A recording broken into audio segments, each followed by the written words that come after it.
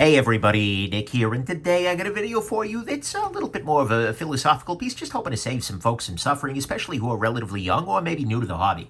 Probably old news for folks who've been in this or any other kind of gear-based hobby for a while, but it's in response to something I'm seeing over and over and over again these days, especially among younger fans. You'll see people posting things like, well, I just got my first job, now I can finally show off the good stuff on Instagram. Or I really should be buying new snow tires, but yeet, no Shabazz. Or, oh, I'm going to be eating ramen for a year, but I just bought my first custom knife. And at some level, look, I get it, 100%. I'm gear obsessed too. I know the temptation well. And look, I've been there. I'm not going to sit here and claim I didn't do exactly the same stuff at some point in time. And of course, I want to be very clear. I'm not going to tell you how to spend your money. This isn't that you're not allowed to be struggling and have nice things article that rich, retired white dudes who own senators just absolutely love to write. Look, money is about choices, and splurging on something that brings you joy if you're having an otherwise joyless time is an approach you can take, and it's definitely one I've taken in the past, right? But instead, I kind of want to highlight three things to consider which I think are pretty reasonable, and I think might help guide you thinking a little bit on the process, which might be particularly helpful for my younger fans out there. One of the first things to remember is that, EDC Instagram influencers on YouTube, on Instagram, etc. cease being normal collectors pretty quickly, and it's a really bad idea to compare your collection and ideas and sort of your life path to us, right? Look, I am bizarre, as are a lot of the other reviewers out there in the world. I mean, I'm a lucky man, no doubt, but I've worked pretty hard to get where I am. I've got a full-time day job as well as a reasonably successful channel, and I'm really grateful for the support I get from the community and from my Patreons. But the thing is, I work my butt off to be able to afford the kinds of gear that I'm showing off every day, right? And I have patrons who value my content enough to kind of make this kind of thing possible, and I have manufacturers who are willing to loan fancy stuff like this little Alliance guy my way on a regular basis. That makes it a lot easier for me to do. But most importantly, like, I sell or give away 90% of the stuff that comes across my table, and give away in charity. Don't go, oh, when's the next giveaway? Please, please. But even still, it is low-key irresponsible to spend as much money as I do on everyday carry gear, right? And this is one of the things that's kind of important to remember is I lead a very weird life because I've gotten so deep into the review world, into the community and this, and so I am strange. It's like I got a buddy who runs a Rolex boutique, right? Every day on Instagram, you know what he's showing off? A brand new Rolex on his wrist, right? But I know that that's not how 99.9% of the world lives, right? And I know that a lot of that stuff he probably took out of the case, put on his wrist, and then immediately put back. I get it, right? But if you're looking at my channel, if you're looking at my Instagram and thinking that's what it's like to be in the EDC hobby, then no, absolutely not. Look, I, Nick Shabazz, am a typical EDC hobbyist in the same sense that the Tiger King was a typical cat owner, right? We are completely, it's a different world up here. Wow, pretense alert. Anyways, but when you start becoming a reviewer, you cease being a normal collector, and it's something you want to keep in mind, both as you're thinking about reviewers and as you're thinking about collecting.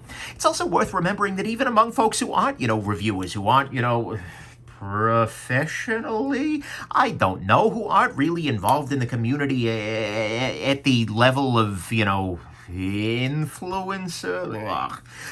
But know that social media is full of kind of peacocking, right? It's people showing off the best of the best. They get something new and fancy, and they will take the newest and fanciest pictures of it.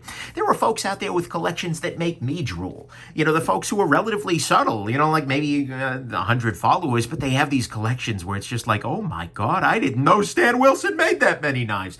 It's just absolutely. And those folks, though, are not, again, they're not showing the grind. They're not showing their work. They're not showing the daily lives. They're not showing the private jet that they took to pick up the new custom, right? You don't know anything about how that works. And so all you're seeing is people posting the best of their best because they want to show off. They want to flex, right? He says, flexing aggressively. And that's a very different thing than, seeing people's actual daily lives, their actual struggles, etc.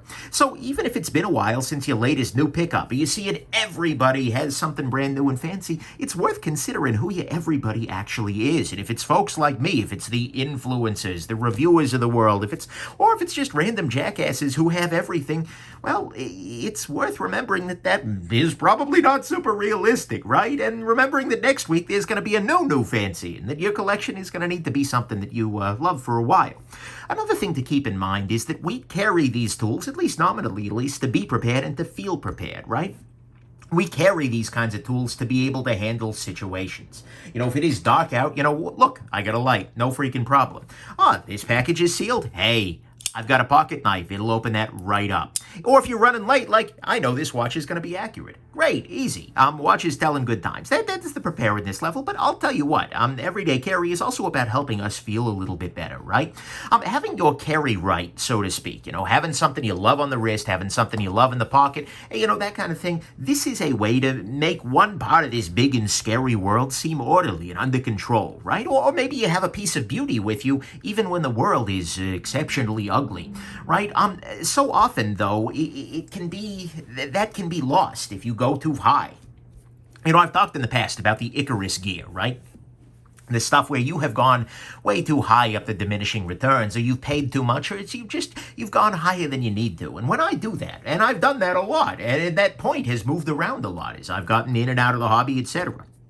But if I'm paying more than I'm comfortable paying, if I bought something I can't really afford, the thing is, it doesn't do that as well. It doesn't make me feel like, wow, I'm good to go today. Wow, I feel really prepared. Wow, I feel really excellent. It doesn't do that. It kind of rides heavy in the pocket, right? Because it makes you feel more financially problematic, right? Whatever buffer I built up just kind of disappeared, or I got more debt bearing down on me. And by the way, there's a pretty good argument that you shouldn't be going in debt for luxuries anyways. But anyways, that's kind of complete. Got your own choices there, right? But and I know that if something else goes off the rails, if I have just put a bunch of money into something that, it might be a little bit fancy, might be bringing me some joy, but might have taken away some of the buffer, then I might be selling that new source of joy at a loss and feeling way worse than if I hadn't bought it at all. And so when I've gone way out of line, you end up not seeing the beauty, you end up not seeing the joy, etc. And you just end up seeing the cost, and that makes it a whole lot less entertaining, right? It's easy to build these things up of like, oh, when I get one of those, if I get myself a Grand Seiko, I'm going to be happy. But if that's way more money than you should have spent, you're just going to look down and go, wow, I probably should have spent that money. That's not going to leave you joy. So it's worth asking yourself always whether you'd be happier and more prepared if New Light Day turned into the Less Debt Day, whether a new pen might be better as a smile on somebody else's face or a gift for someone who's done something great for you, whether the Shabazz fund should probably turn into a set of snow tires, or whether your new Omega would be better off as a used car, right?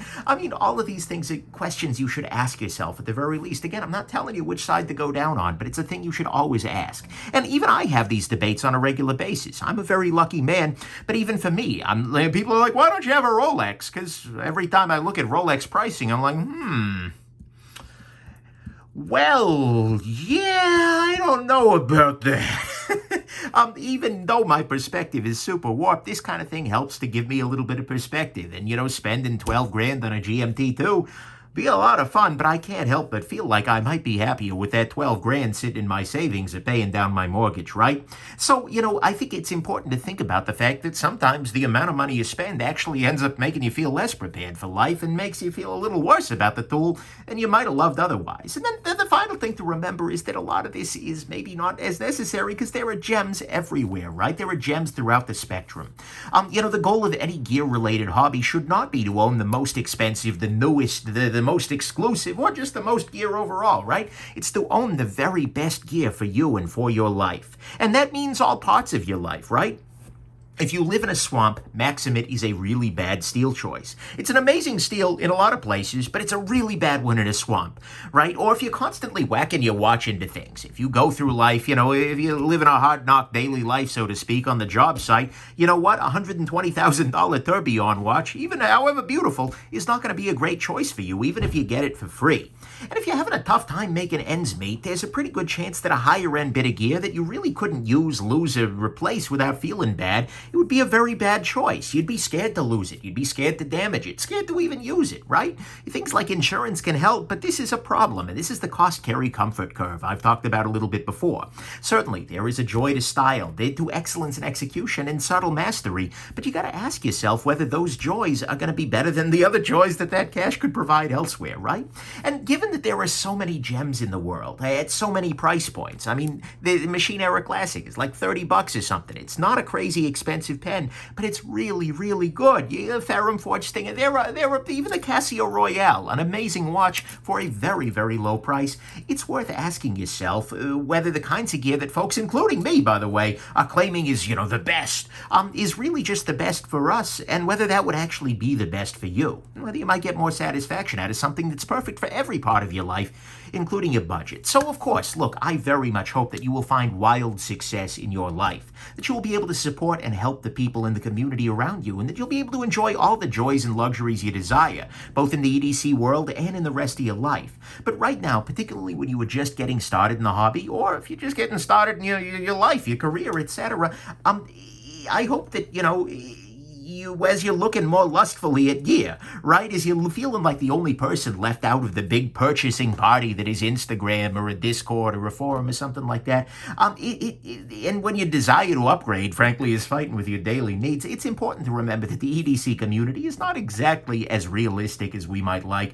That sometimes the best $500 gear is $50 gear with $450 in your savings account, and that the best gear for you is the best gear for your life, and that includes every part of your life. Of course, like I said, your money, your life, your decisions. But I really do hope that this kind of a reminder might save somebody who's just jumping into the hobby or fighting a fixed budget from doing a little bit of suffering that maybe they don't have to.